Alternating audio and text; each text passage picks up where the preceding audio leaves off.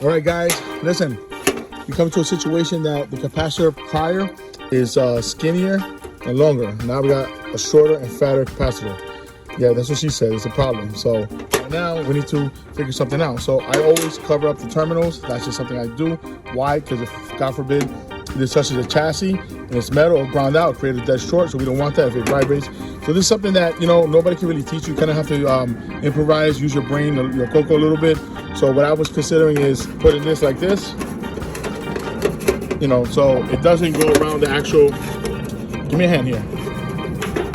Show everybody here. So this is fatter, so the actual the strap doesn't go all the way around. What I'm thinking of is just screwing this side first and using this like a cradle, and find a way we keep this inside the cradle to prevent it from moving. But if it does move, if it does touch the chassis, it's not going to create a short, which is very important.